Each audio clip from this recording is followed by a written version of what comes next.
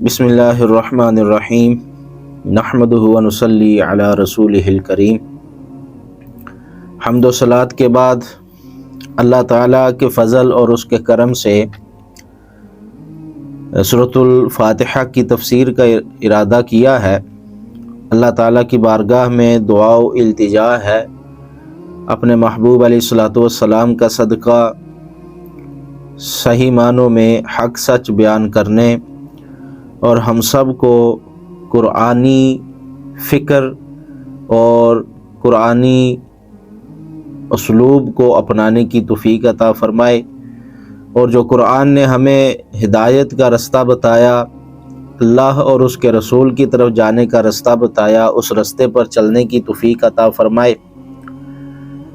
قرآن مجید، فرقان حمید، برہان رشید، پوری جو کتاب ہے یہ اللہ نے اپنی بندوں کے لیے، اپنے نوع انسانی کے لیے راہبری اور رہنمائی کا سبب بنایا ہے اسے، اور یہ ایسی کتاب ہے کہ اس کے اندر کسی قسم کا کوئی تردد، کوئی شک نہیں، کوئی ریب نہیں۔ تو اس کتاب کی جو ابتدا ہے وہ سورۃ الفاتحہ سے ہے، اور سورۃ الفاتحہ جو ہے یہ ترتیب نزول کے لحاظ سے 5ویں سورت ہے، اور ترتیب تلاوت کے لحاظ سے مصحف عثمانی کی جو ترتیب تھی اس لحاظ سے جو ہے یہ پہلی سورت ہے۔ اور اس سورت سے بھی پہلے جو ہے ایک جملہ پڑھا جاتا ہے جس کو ہم تسمیہ بسم اللہ الرحمن الرحیم کہتے ہیں، یعنی کلام باری تعالیٰ کی جو ابتدا ہے وہ بسم اللہ الرحمن الرحیم سے ہے۔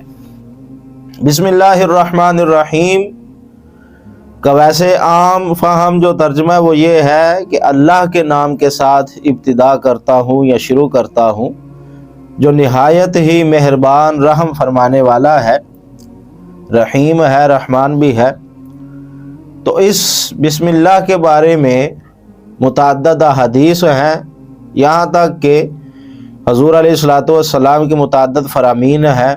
حضور نے فرمایا کہ جب تم دروازہ بھی بند کرو تو بسم اللہ پڑھ کے کرو، چراغ بھی بجھاؤ تو بسم اللہ پڑھ کے بجھاؤ۔ اس طرح ہر کام جو ہے، جو اچھا کام ہو، بہترین کام ہو، نیکی کا کام ہو، اس کام سے پہلے اللہ کا نام لینا یہ باعث برکت ہے، اور جس اچھے کام سے پہلے اللہ کا نام نہ لیا جائے وہ کام جو ہے بے برکتہ، اور اس میں رحمت اور اللہ تعالیٰ کی مشیت داخل نہیں ہوتی۔ تو اس کلام باری تعالیٰ کی بھی ابتدا بسم اللہ الرحمن الرحیم سے ہے۔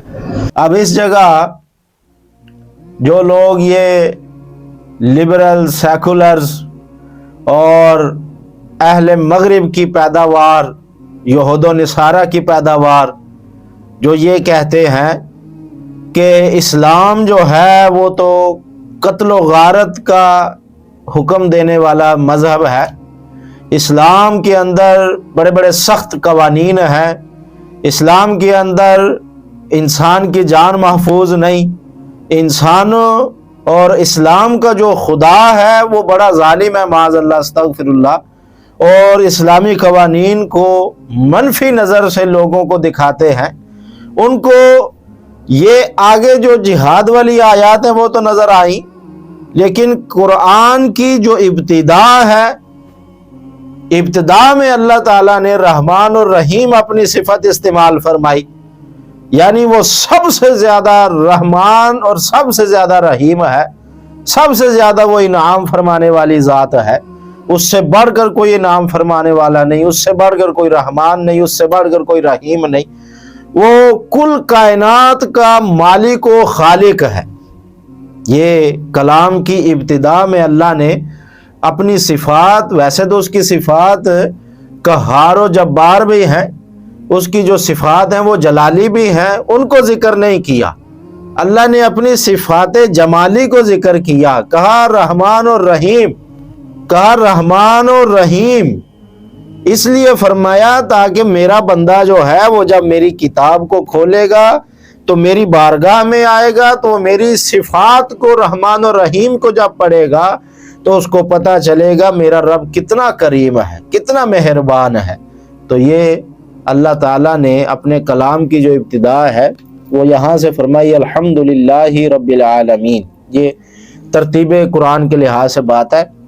فرمایا الحمدللہ رب العالمین، تمام تعریفیں، ستائش، ہر قسم کی حمد اللہ کے لیے ہے جو تمام جہانوں کا پالنے والا ہے۔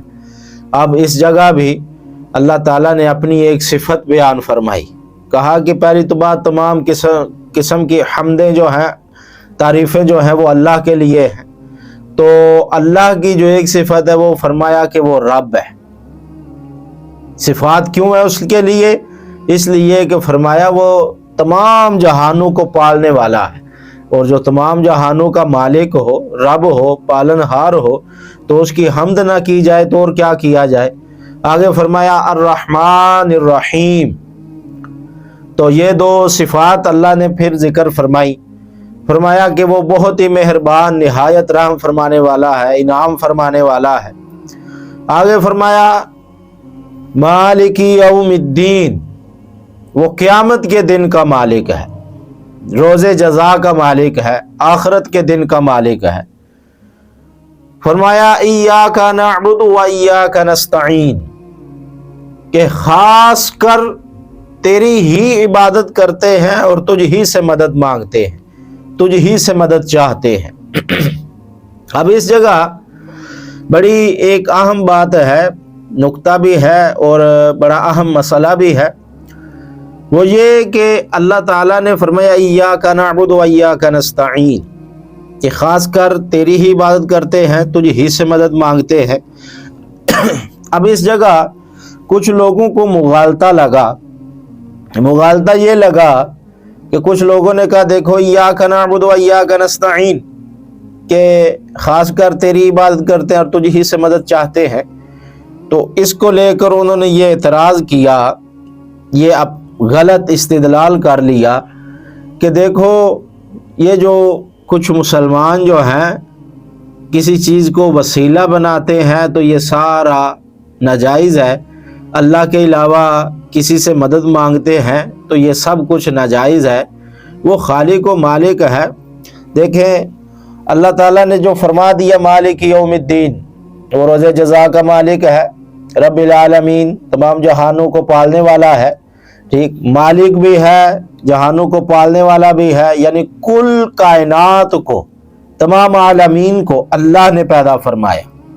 اب خالق حقیقی خدا کی ذات ہے، لیکن ایک بات تو یہ ہے کہ اللہ تعالیٰ نے یہ پوری کائنات کو بنا کر اس کو اسباب کے تحت چلایا ہے۔ پوری کائنات اس نے بنائی لیکن اس کو اسباب کے تحت وہ چلا رہا ہے۔ یہ نہیں کہ بندہ، دیکھیں مثال کے طور پر پانی جو ہے وہ پیاس کو بجھاتا ہے، جس کو پیاس لگی وہ پانی پیے، پیاس بجھ جائے گی، لیکن پانی پیاس بجھانے کا سبب ہے، حقیقی جو پیاس بجھانے والا ہے وہ خدا کی ذات ہے۔ حقیقی پیاس اسی نے بجھائی، اس نے پیاس بجھانے کے لیے ایک سبب پیدا کیا۔ ایک ہے مدد جو حقیقتاً ہے وہ مالک حقیقی سے ہے، وہ اللہ تعالیٰ سے ہے، اور جو حقیقتاً مدد اللہ کے علاوہ کسی اور سے مانگے گا وہ دارہ اسلام سے خارج ہے، مشرک کا کافر ہے۔ اور دوسری چیز ہے وسیلے کے ساتھ مدد۔ اب وسیلے کے ساتھ کیا ہے کہ بندہ انبیاء، ملائکہ اور اولیاء، صوفیاء، صالحین کے ذریعے جو ہے بندہ ایک وسیلہ، جس طرح کہ اللہ تعالیٰ نے کائنات بنا کر ہر قسم کے فرشتے پیدا کیے اور فرشتوں کو کام سونپ دیے کہ فلاں کام فلاں فرشتے نے، فلاں کام فلاں فرشتے نے۔ اب بارش برسانی ہے تو اس کے لیے بھی الگ فرشتہ رکھا ہے۔ اب کیا خدا ڈائریکٹ نہیں برسا سکتا؟ بالکل برسانے پہ قادر ہے، لیکن اس نے اسباب کے تحت یہ سارا نظام چلایا۔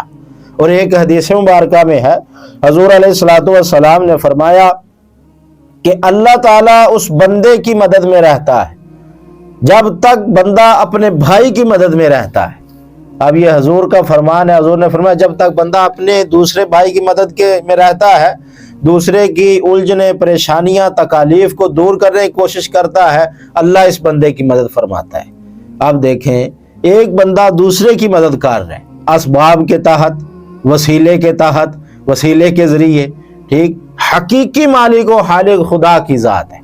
خدا کے علاوہ اگر کوئی حقیقی طور پر کسی کو بھی مالک مانے، کسی کو بھی منعم حقیقی مانے، وہ بندہ دار اسلام سے خارج ہے۔ لیکن کوئی وسیلہ مانگے اور یہ کہے کہ حقیقتاً خدا کی ذات ہے لیکن یہ درمیان میں جو ہے یہ وسیلہ ہے، تو اللہ تعالی کے ہاں یہ اس بندے کی بڑی فضیلت، انعام اور اکرام کا حاصل ہوا ہے، بندہ یہ حقدار ہے، تو اس لیے میں اس کا وسیلہ پیش کر رہا ہوں، تو اس میں کوئی حرج، کوئی مذائقہ نہیں۔ تو آگے فرمایا اہدنا الصراط المستقیم، ہمیں ہدایت دے سیدھے رستے کی۔ صراط الذین انعمت علیہم، یہ اس آیت کی جو تفسیر ہے وہ آگے جملوں میں جو ہے وہ خود آ رہی ہے کہ ہمیں سیدھے رستے کی طرف ہدایت دینا۔ اب سیدھا رستہ بھی تو بتانے کی ضرورت ہے کہ دنیا میں انسان جو ہے وہ ناقص العقل ہے، تو ہمیں پتہ نہیں ہے کہ کس طرف جانا ہے، ہمارا دشمن شیطان بھی ہے، تو رستہ بھی تو کوئی سامنے ظاہر ہونا چاہیے۔ تو اللہ تعالیٰ نے فرما دیا صراط الذین انعمت علیہم، راستہ ان لوگوں کا جن پر اللہ نے انعام فرمایا ہے۔ اللہ اکرام فرماتا ہے، اللہ انعام فرماتا ہے۔ اب وہ کون ہے؟ دوسرے مقام پہ سورہ نساء میں فرمایا وَمَن يُطِعِ اللَّهَ وَالرَّسُولَ فَأُولَٰئِكَ مَعَ الَّذِينَ أَنْعَمَ اللَّهُ عَلَيْهِمْ مِنَ النَّبِيِّينَ وَالصِّدِّيقِينَ وَالشُّهَدَاءِ وَالصَّالِحِينَ وَحَسُنَ أُولَٰئِكَ رَفِيقًا۔ اس آیت کے اندر اللہ تعالیٰ نے فرمایا کہ انعام یافتہ جو ہستیاں ہیں وہ انبیاء کی ذات ہے، انبیاء والصدیقین والشہداء والصالحین، یہ چار ہستیاں اللہ نے فرمایا انعام والی ہیں، انبیاء کی ذات، صالحین ہے، صدیقین ہے، شہداء ہے۔ اب یہ وہ لوگ ہیں جن کے بارے میں اللہ نے فرمایا کہ ان کے رستے پر چلو دنیا میں۔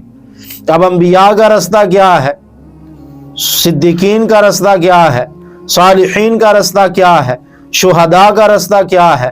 وہ وہی رستہ ہے جو خدا کی معرفت تک لے کے جاتا ہے۔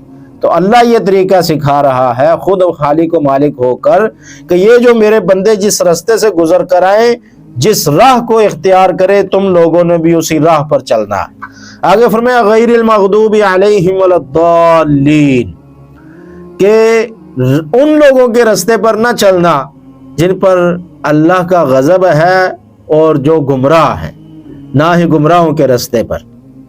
اب دو لوگ خصوصاً اللہ نے ذکر فرمائے دو گروہ کا، ایک وہ گروہ جن پر اللہ کا غضب ہوا اور ایک وہ گروہ جو گمراہ ہے۔ اب اس کی ایک تفسیر تو یہ حضور علیہ الصلوۃ والسلام سے ہے کہ مغضوب سے مراد یہود ہے، ضالین سے مراد نصارہ ہے، یعنی یہ یہود و نصارہ کے نقش قدم پر نہیں چلنا، ان کے بتائے ہوئے رستے پر نہیں چلنا۔ ایک حضور علیہ الصلوۃ والسلام کی حدیث سے پاک ہے، حضور نے فرمایا کہ مجھے اندیشہ ہے کہ میری امت اپنے پہلوں کے نقش قدم پر چلنے لگ جائے گی، تو اگر وہ گوہ کی سوراخ میں بھی گھسیں گے تو یہ امت ان کے پیچھے چل پڑے گی۔ صحابہ نے عرض کیا رسول اللہ پہلیوں سے مراد یہود ہے، کیا ہاں مسلمان یہودیوں کے پیچھے چلنا شروع کر دیں گے؟ تو حضور نے فرمایا نہیں تو اور کون؟ یعنی اس امت کے بارے میں حضور کو بھی یہ تھا کہ یہ لوگ جو ہیں یہودیوں کے نقش قدم پر چل پڑیں گے۔ اب وہ زمانہ آپ کے سامنے ہے، قرآن یہ کہتا ہے کہ یہودیوں کے، نصرانیوں کے، کافروں کے نقش قدم پر نہیں چلنا، ان کے بتائے ہوئے رستے پر نہیں چلنا۔ قرآن کہتا ہے، حضور نے پہلے وعید سنا دی کہ تم لوگ چلو گے، تو پھر آج کا جو مسلمان ہے وہ قرآن سے کیوں نہیں تعلیم حاصل کرتا؟ وہ کیوں نہیں دیکھتا کہ یہ جو ہے آگے ایک مقام پہ فرمایا وَلَن تَرْضَىٰ عَنْكَ الْيَهُودُ وَلَا النَّصَارَىٰ حَتَّىٰ تَتَّبِعَ مِلَّتَهُمْ، کہ یہود اور نصارہ جو ہے یہ کبھی بھی راضی نہیں ہو سکتے مسلمان سے، کب تک؟ جب تک مسلمان اپنا ایمان نہ بیچ دے، اپنے اسلام کو نہ چھوڑ دے۔ اب وہی دور ہے، یہ لوگ جو ہم پر مسلط ہیں اور کچھ نام کے مسلمان کلمہ تو حضور کا پڑھنے والے، کتاب اللہ کی تلاوت کرنے والے، لیکن وہ اس کوشش میں ہے کہ یہود و نصارہ ہم سے راضی ہو جائے، اور اس کوشش میں رہتے ہیں کہ ہمارا جو نظام ہے، چاہے وہ ایک ملک کا ہو، چاہے وہ ایک گروہ کا ہو، جس کا بھی ہو، وہ اس کوشش میں ہے کہ ہمارا جو سسٹم ہے، ہمارا جو نظام ہے، وہ یہود و نصارہ کو خوش کرنے کے لیے۔ تو قرآن کہتا ہے کہ وہ تم سے کبھی خوش نہیں ہو سکتے، ٹھیک؟ کب تک؟ جب تک تم اپنے دین سے نکل کر ان کے دین میں نہ داخل ہو جاؤ۔ تو جب بندہ ان کے دین میں داخل ہو جائے گا تو پھر وہ راضی ہوں گے۔ جب تک بندہ مسلمان ہے، حضور کا کلمہ پڑھنے والا ہے، تب تک وہ راضی نہیں ہوں گے۔ تو قرآن نے واضح فرمایا کہ ان کے نقش قدم پر نہیں چلنا، ٹھیک؟ یہ اس سورت کی مختصر ترین تفسیر تھی، مختصر۔ تو اس سورت کے بہت سارے فضائل بھی ہیں، اور اس سورت کے بارے میں مفسرین یہ فرماتے ہیں کہ یہ پورے قرآن کا جو ہے وہ خلاصہ ہے، دباچہ ہے، مقدمہ ہے پورے قرآن کا۔ اسی وجہ سے اس سورت کے مختلف نام بھی رکھے گئے۔ اس سورت کو فاتحہ، ام الکتاب، سورۃ الاساس، سورۃ الوافیہ، سورۃ الکافیہ، سورۃ الشافیہ، یہ سارے نام جو ہے سورت کے رکھے گئے۔ وجہ کیا؟ یہ پورے قرآن کا دباچہ اور خلاصہ ہے، کیونکہ پورے قرآن کے اندر 5 طرح کے مضامین بیان ہیں۔ ایک ہے توحید و رسالت، ایک ہے احکام شریعت، اور ایک ہے جو قرآن اور قرآن کے بتائے ہوئے رستے پر عمل کرے ان لوگوں کا قابل رشک خاتمہ، اور ایک ہے چوتھی چیز جو ہے وہ باغیوں کا عبرتناک انجام، اور ایک ہے آخرت۔ تو یہ جو 5 طرح کے مضامین ہیں یہ سورت کے اندر بند ہیں۔ انہی 5 مضامین پر پورے قرآن پر بحث ہے، جا بجا مختلف موضوعات، مختلف طریقہ کار سے۔ تو پورے قرآن کے یہ جو 5 مضامین ہیں یہ اس سورت کے اندر بند ہیں۔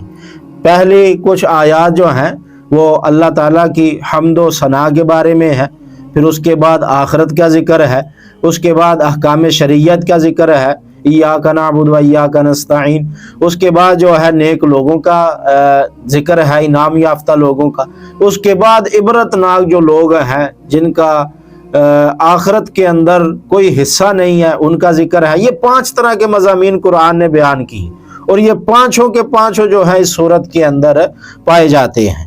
تو یہ مختصر تفسیر تھی۔ اللہ تعالیٰ سے دعا ہے کہ اللہ تعالیٰ ہم سب کو قرآن پڑھنے، سمجھنے اور اس پر عمل کی توفیق عطا فرمائے۔